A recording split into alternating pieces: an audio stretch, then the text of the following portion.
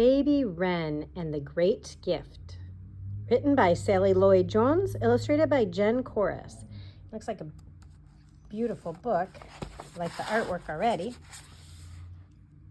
says, in the narrow crevice of a giant rock face, in a great wide canyon, a baby inside her tiny nest peeped out. Crevice, have you ever heard that word before? That's what it looks like, crevice. It's just a crack in a rock.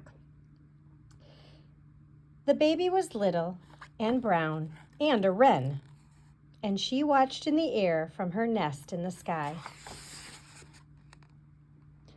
And the world was filled with such wonderfulness, monarchs in the milkweed, breezes in the switchgrass, and a glittering river that ran on. Here's a monarch butterfly, and they love to eat milkweed. I'm going to plant some this summer for them. The baby hopped out onto the ledge. Just then, in a flash of blue, a kingfisher dived down into the river and came up and out with a fish. "Oh," said the tiny wren, "how wonderful! Come fishing with me," the kingfisher said. "But I can't dive," said the baby.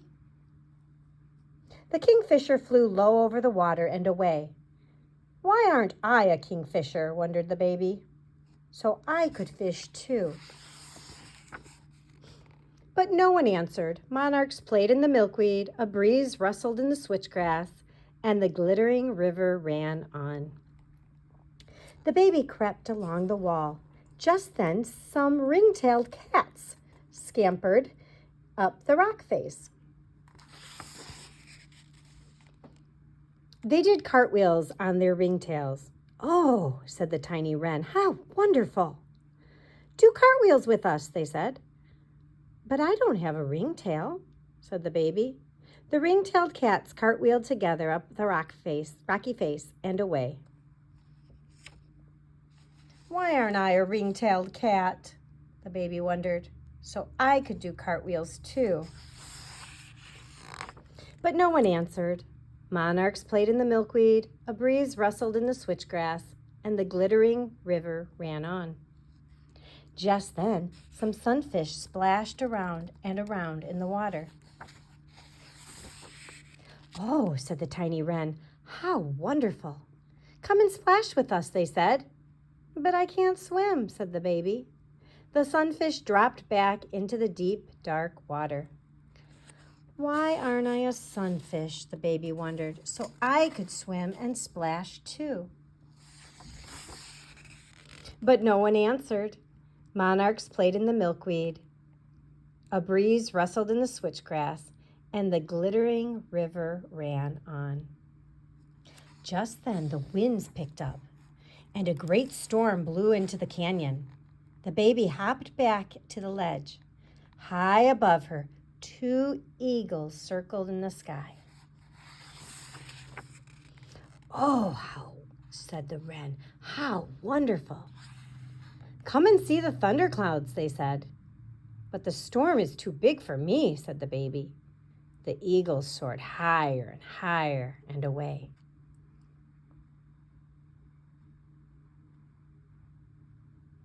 "Why aren't I a brave eagle?" the baby wondered, "so I could fly in the stormy sky." "What can I do that's wonderful?" she asked.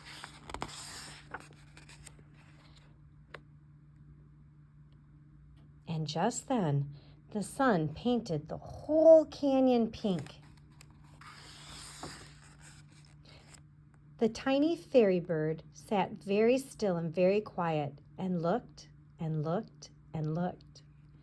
And what she saw couldn't fit inside her.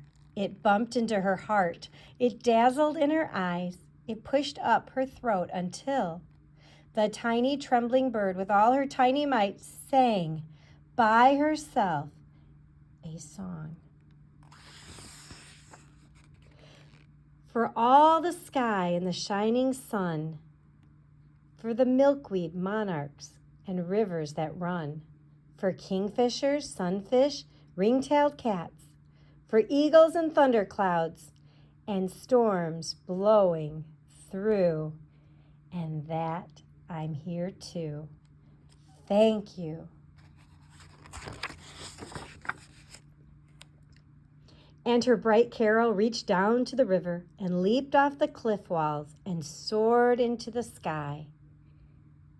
You are only little, called the eagles, but your song is bigger than the whole canyon.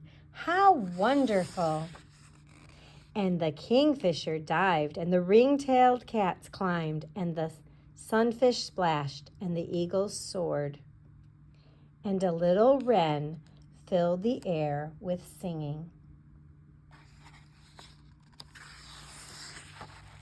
And the glittering river ran on. Now, sometimes you might see strengths in other people. You might think that they can do things that you can't, and you wonder what you can do. But we can all do something special. And sometimes it just takes some time to find that. And if you've never heard a wren sing, they're beautiful. And if you put a wren house in your backyard, they'll come live there, and then they will sing for you. I hope you enjoyed this book, and I hope you explore what you do well.